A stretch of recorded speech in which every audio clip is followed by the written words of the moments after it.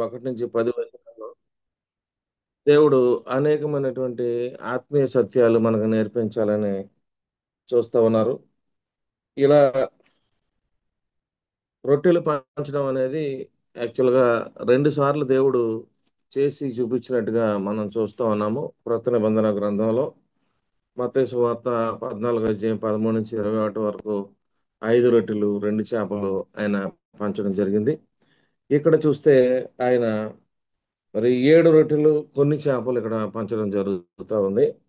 అయితే మొదటిసారి చేసినప్పుడు దేవుడు తన దరిదాపు యూదుల కోసం, స్వజనులైన యూదుల కోసం చేసినట్టుగా మనం చూస్తూ ఉంటాము. అక్కడ 12 గంపలు వారు ఎత్తడం జరిగింది. ఇక్కడ ఇక్కడ చూస్తే మనం 7 రొట్టెలకి 7 గంపలు ఎత్తడం జరుగుతా ఉంది. ఇక్కడ పరిపూర్ణంగా చూస్తా ఉంటే అంత ఎక్కువ అన్యజనులైనటువంటి వారే ఇక్కడ ఎక్కువగా పార్టిసిపేట్ చేసినట్టుగా మనం చూస్తా ఉంటాం. అంటే దేవుడు ఒక యూదులకే కాదు, సర్వజనులకు అనేటువంటి అంశాన్ని మనకు తెలియజేయాలని దేవుడు ఇష్టపడతా ఉన్నారు. ఇక్కడ దేవుడు అంటాడు, నేను వారి మీద కనికరపడుచున్నాను అంటాడు. మూడో వచనంలో, రెండో వచనం చివరి భాగంలో, జనులు నేటికి 3 దినముల నుండి నా యొద్ద ఉన్నారు, వారికి తిననేమీ లేనందున నేను వారి మీద కనికరపడుచున్నాను. దేవుడు ఎప్పుడు కూడా మన పట్ల అనాది కాలం నుంచి కూడా ఆయన కనికరాన్ని చూపుతూ ఉన్నారు. అయితే మానవుడు మాత్రం తన అజ్ఞానంతో ఆయన కనికరాన్ని కనుగొనలేక తప్పిపోతూ తన జీవితాన్ని ఆయనకి సమర్పించుకోలేనటువంటి స్థితిని కలిగి ఉంటూ ఉన్నటువంటి మనకు అందరికీ తెలిసినటువంటి విషయం. అయితే ఇక్కడ దేవుడు ఏమంటాడంటే నేను కనికరపడుచున్నాను. దేవుని యొక్క కంపాషన్‌ని ఇక్కడ మనం చూస్తా ఉంటాం. ఏంటంటే ఆయన అంటాడు, 3 రోజులుగా ఇక్కడున్నారు. ఇప్పుడు వాళ్ళేమి తినకపోతే వాళ్ళు మూర్ఛపోతారు అని చెప్తా ఉన్నాడు. అలాగే ఇక్కడ వేరే మాట కూడా కనపడతా ఉంటది. శిష్యులైతే ఆయన మీద పరిపూర్ణమైనటువంటి నమ్మకత్వాన్ని లేకుండా ఉన్నారు. డిసైపుల్స్ ల్యాక్ ఆఫ్ ఫెయిత్ అనేది కూడా ఇక్కడ మనకు కనపడుతూ ఉంటది. అదేంటంటే ఆయన అంటాడు, తిననేమైనా ఉందేమో వారికి భోజనం పెట్టాలంటే, ఆళ్ళంటారు కదా!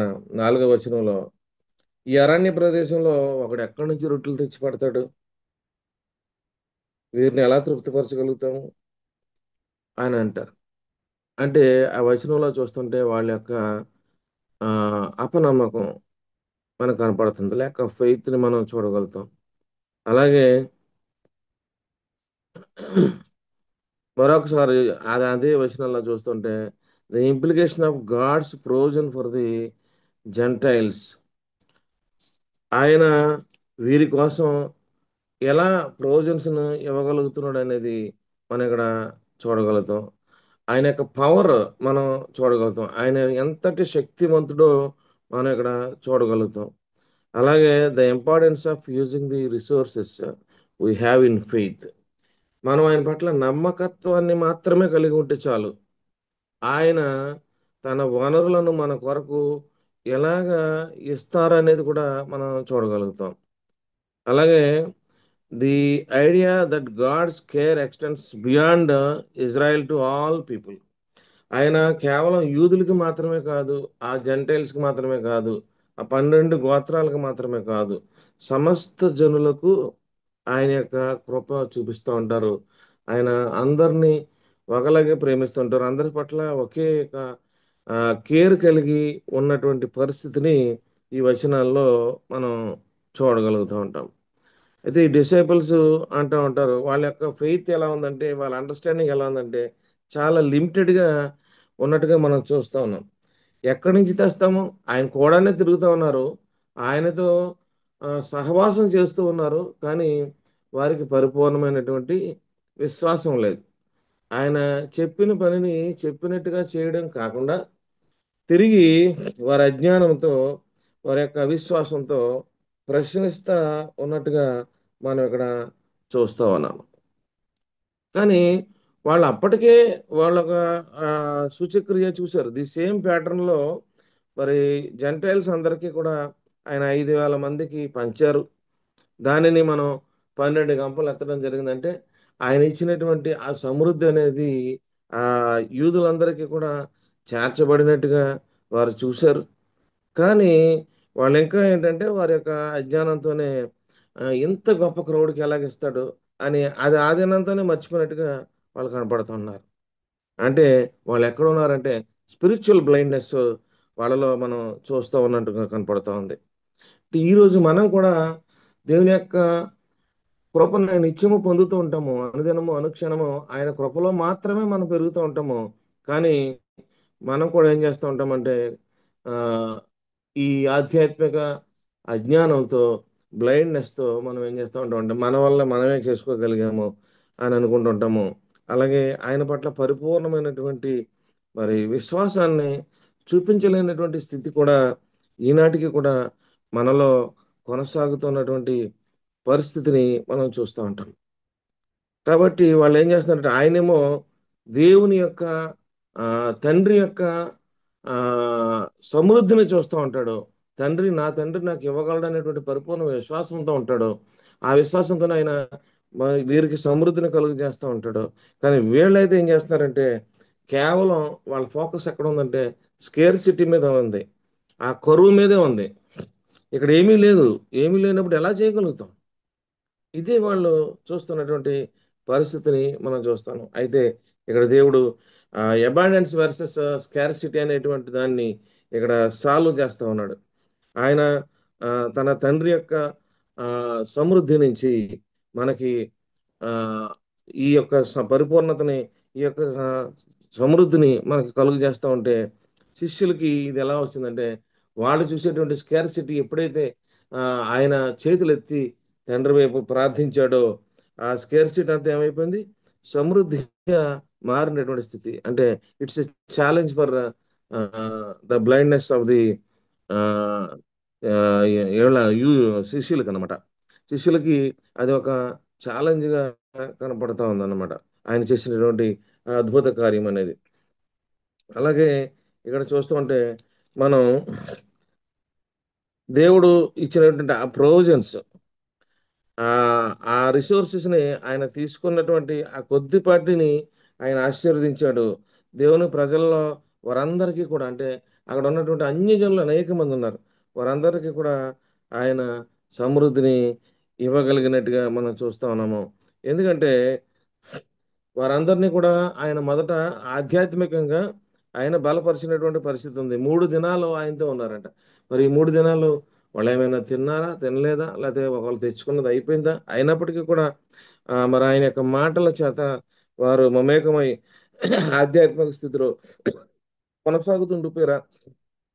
మనకు తెలీదు గానీ, ఆయనైతే అంటున్నాడు, వీరిని ఇలాగే పంపిస్తే వాళ్ళు మూర్ఛపోతారు కనుక, వారికి మనం ఆహారం ఇవ్వాల్సినటువంటి అవసరం ఉంది అంటున్నాడు. అంటే దేవుడు మన యొక్క ఆధ్యాత్మిక స్థితిని మాత్రమే కాదు గానీ, మరి యొక్క శారీరక, భౌతిక స్థితిని కూడా దేవుడు ఆలోచిస్తూ ఉంటాడు. మనల్ని పెంచుతూ, పోషిస్తూ ఉంటాడు అనేటువంటి ఆ గొప్ప సత్యాన్ని అక్కడున్నటువంటి అన్ని జనులందరికీ కూడా ఆయన యొక్క ఆహ్, ఆ మిరకల్ ద్వారా బహిర్గతం చేయడం అనేది జరిగినట్టుగా మనం చూస్తా ఉన్నాం. అంటే పరిస్థితులనేవి ఆహ్, ఎంత ప్రతికూలంగా ఉన్నప్పటికీ కూడా ఆయన యందు నమ్మకం మాత్రం మనం ఉంచగలిగితే ఆయన చాలిన దేవుడిగా ఉన్నట్లుగా మనం ఇక్కడ చూడగలుగుతున్నాం. ట్రస్ట్ ఇన్ జీసస్ ప్రోజన్ అన్నమాట. ఆహ్, మనకాయన చాలిన దేవుడు అని మనం విశ్వసించవలసినటువంటి అవసరం ఉంది. ఏ కొద్దిపాటినైనా సరే ఆయన మరి సమృద్ధిని కలుగజేయగలిగినటువంటి గొప్ప దేవుడు అని మనం నమ్మడానికి ఈ వచనాలు ఎంతగానో ఉపయోగపడుతూ ఉన్నాయి. అలాగే ఆయన కొదువులో ఉన్నటువంటి వారికి ఆయన సమృద్ధిలోనికి నడిపించగలటువంటి గొప్ప దేవుడిగా ఆయన కనపడతా ఉన్నారు. ఆయన షరతులు లేని దేవుని ప్రేమను మనకి పంచుతా ఉన్నారనమాట. అంటే ఇతరుల పట్ల ఆయన మరి సహాయం చేసేటువంటి ఒక గుణాన్ని ఇక్కడ నేర్పిస్తా ఉన్నారు. ఎవరైతే అన్యజనులు వచ్చి ఉన్నారో వారికి అంటే శిష్యులు వాళ్ళు వెళ్ళిపోయిన తర్వాత శిష్యులకైనా ఆయన భోజనం పెడతాడు. అంటే మనం తిని మనం ఉండడం అనేది కాకుండా ఇతరుల పట్ల మనం కొంత బాధ్యత కలిగిన వారుగా, ప్రేమను చూపేవారుగా ఉండాలి అనేటువంటి ఆ గొప్ప అంశాన్ని వీరికి ఇక్కడ భోజనాన్ని ఇవ్వడం ద్వారా దేవుడు ఇక్కడ నేర్పిస్తా ఉన్నారని నేను మీకు తెలియజేస్తున్నాను. అలాగే ఆయన తండ్రి వైపు చూస్తా ఉంటాడు. దేవుని రాజ్యంలో ఉండేటువంటి ఆ సమృద్ధిని చూస్తా ఉంటాడు. అక్కడ కాబట్టి అక్కడ అద్భుతాన్ని చేయగలిగారు. శిష్యులైతే కేవలం అక్కడ ఫిజికల్‌గా కనిపిస్తున్నటువంటి ఆ స్కేర్సిటీని అక్కడ ఏమీ లేదు అనేటువంటి ఆ స్థితిని కరువును మాత్రమే వాళ్ళు చూడగలుగుతున్నారు కాబట్టి ఆయన్ని విశ్వసించలేనటువంటి పరిస్థితిని అక్కడ మనం చూస్తున్నాం. అలాగే ఆయన మరి అరణ్యంలో కూడా ఆయన మహిమను చూపగలిగినటువంటి గొప్ప దేవుడని తన్ను తాను ప్రత్యక్షపరుచుకున్నటువంటి దేవుడని మనం ఇక్కడ చూడగలుగుతున్నాం. కాబట్టి మరి మానవుల యొక్క శారీరక, ఆత్మీయ అవసరాల పట్ల ప్రభువు ఎంత శ్రద్ధ కలిగి ఉన్నాడో ఈ వచనాల ద్వారా మనం గ్రహించగలుగుతున్నామని నేను మీకు తెలియజేస్తా ఉన్నాను. ఈ వచనాలకు ముందు మార్క్స్ వార్తలోనే 7వ అధ్యాయం 28వ వచనంలో కూడా అక్కడ కూడా ఒక అంశాన్ని చెప్తా ఉంటాడు. దాన్ని ఇక్కడ లింక్ చేయాల్సినటువంటి అవసరం కూడా ఉంది. సురోఫెనికియా వంశంలో పుట్టినటువంటి ఒక గ్రీసు దేశస్తురాలు ప్రభు దగ్గరికి వస్తది. నా కుమార్తెకు దెయ్యం పట్టింది. దాన్ని స్వస్థపరచమని అడుగుతా ఉంటది.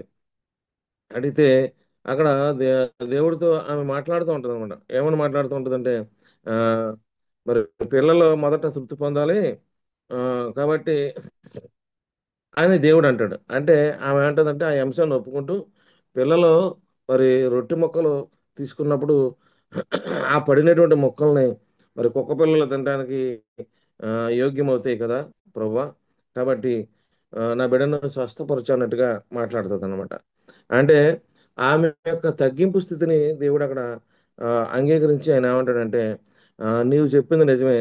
కాబట్టి అయితే కుక్క పిల్లలు కూడా బాలగ్రంథం ఉండే పిల్లలు కూడా పిల్లలు పడవేయు రొట్టె ముక్కలు తినును కదా అని ఆయనతో చెప్పినప్పుడు అందుకు ఆయన ఈ మాట చెప్పినందున వెళ్ళుము. అంటే అక్కడ వారిని అంగీకరించిన అంటే అన్యజనులైనటువంటి గ్రీసు దేశస్తులైనటువంటి ఈమెను అక్కడ అంగీకరించినట్టుగా ఇక్కడ మార్కు రాస్తా ఉంటాడు. నీ బిడ్డ స్వస్థపడింది వెళ్ళు అని చెప్తా ఉంటాడు అనమాట. అదే అంశాన్ని ఇక్కడ ముందుకు వచ్చేటప్పటికి యేసుక్రీస్తు అక్కడ ఒక ఈ సూచక క్రియ ద్వారా దాన్ని పరిపూర్ణం చేయడం అనేది కూడా మనం చూడగలుగుతాం. అలాగే ఈ స్క్రిప్చర్‌కి ప్రిసిడెంట్‌గా మనం ఆహ్, ఆహ్, దావీదు కీర్తనలో మనం చూస్తా ఉన్నప్పుడు 107వ కీర్తన 4, 5 వచనాలు, 8, 9 వచనాల్ని మనం దీనికి సాదృశ్యంగా దీనికి అది నెరవేర్పు వాక్యంగా కూడా మనం చూడగలుగుతాం.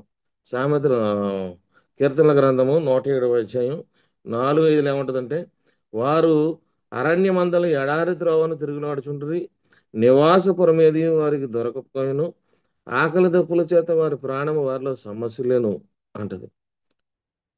అలాంటి స్థితిలో ఉన్నటువంటి 9వ వచనం చూస్తే ఏలయనగా ఆశగల ప్రాణమును ఆయన తృప్తిపరిచి ఉన్నాడు. ఆకలి కొనిన వారి ప్రాణమును మేలుతో నింపి ఉన్నాడు అని కూడా రాయబడతా ఉంటది అన్నమాట 9వ వచనంలో మనం చూసినప్పుడు. అంటే దేవుడు ఇక్కడ ఈ కొండ మీద జరిగినటువంటి ఈ 3 దినాల యొక్క పరిస్థితుల్లో అక్కడ ఆకలి కొన్న వారికి ఆశగల ప్రాణాన్ని తృప్తిపరిచాడు.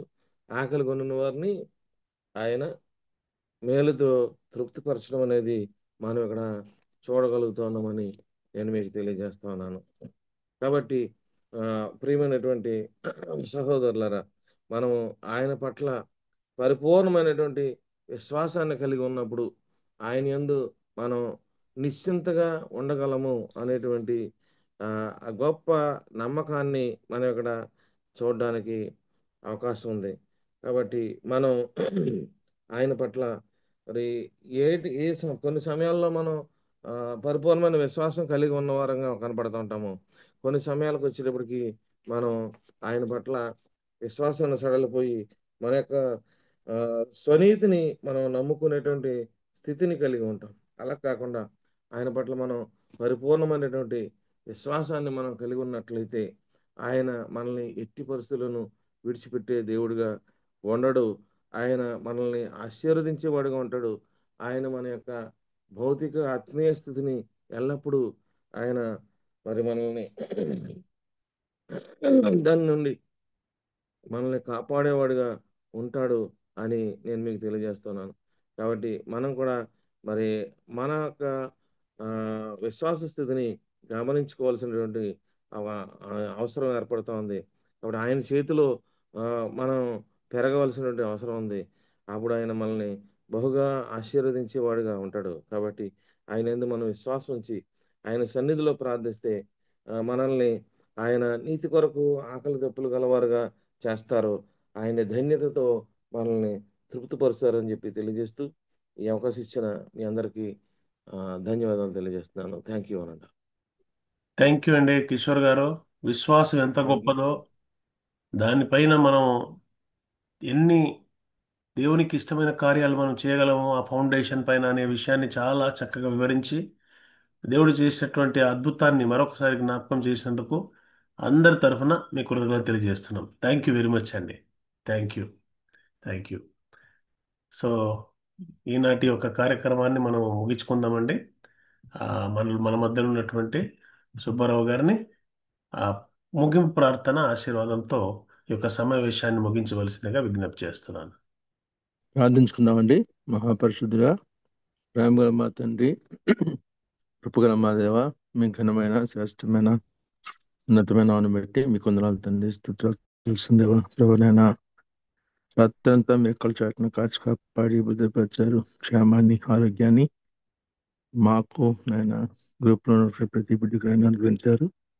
దాన్ని బట్టి మీకు వందనాలు తండ్రి. స్తోత్రాలు చెల్లిస్తాను తండ్రి. ప్రభునైనా శ్రేష్టమైన నాయన ఉదయకాల సమయంలో తండ్రి ప్రభా మరి యొక్క శ్రేష్టమైన వర్తమాన భాగాన్ని అందించడానికి ప్రభా మరి మీ యొక్క ప్రియదాసుని ప్రేరేపించి నాయన మీరు మాకు వినిపించిన వర్తమానం బట్టి మీకు స్తుతి స్తోత్రాలు చెల్లిస్తాను తండ్రి. అవును తండ్రి నాయన ప్రభా మా జీవితాల్లో తండ్రి ప్రభా మా కుటుంబాలు నాయన కొరుతున్నప్పుడు లేమి ఉన్నప్పుడు తండ్రి నమ్మకము యథార్థత విశ్వాసత తండ్రి ప్రభా నాయన మీ పాటలు మేము కనపరిస్తే కనుక తండ్రి నాయన ఎన్నోనైనా మల్టిపుల్ తండ్రి ప్రభా ప్రభా నాయన సంగతులు తండ్రి ప్రభా నాయన ఆశ్చర్యకరమైన సంగతులు తండ్రి ప్రభా మా జీవితాల్లో తండ్రి నాయన మీరు చేస్తారనేటువంటి గొప్ప సత్యాన్ని ఉదయకాల సమయంలో నాయన ప్రియదాసుని ద్వారా నాయన మీరు మాకు వినిపించారు తండ్రి, తెలియచేశారు తండ్రి ప్రభా. అలాంటి విశ్వాసాన్ని తండ్రి ప్రభా,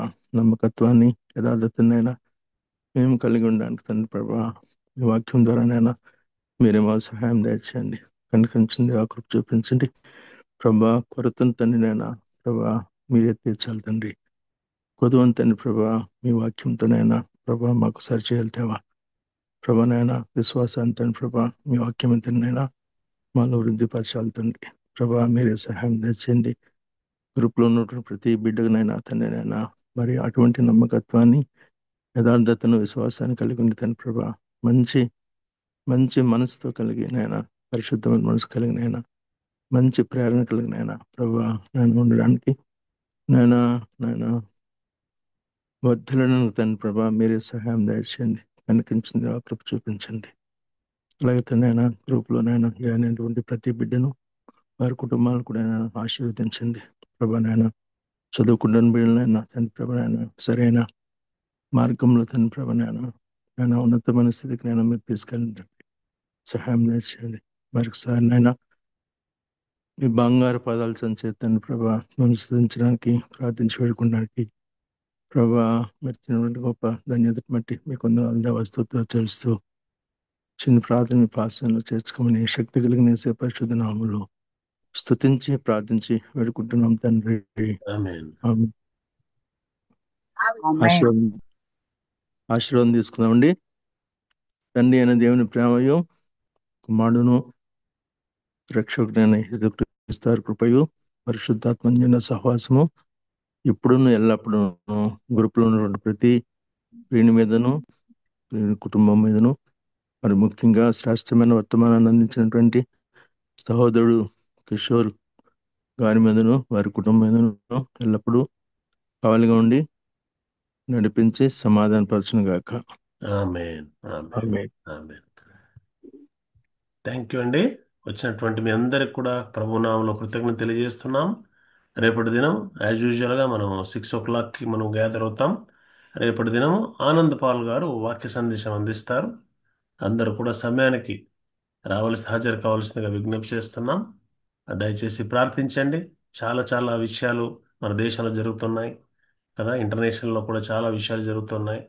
దేవుని యొక్క రాకడ అతి సమీపంలో ఉంది కాబట్టి అందరూ సిద్ధపడి ఎత్తబడే గుంపులు ఉండేలాగున ప్రతి ఒక్కరి కోసం ప్రార్థించండి. ముఖ్యంగా ఎల్ఐసి ఎంప్లాయీస్ ఫెలోషిప్లో రివైవల్ వచ్చేలాగున నిజంగా దేవునికి సమీపంగా అందరం కూడా జీవించేలాగున అందరి నిమిత్తం ప్రార్థించవలసిన విజ్ఞప్తి చేస్తూ ఈ యొక్క సమావేశాన్ని మనం ముగించుకుందామండి. Thank you very much. God bless you. Bye. ప్రతి వందనాలు.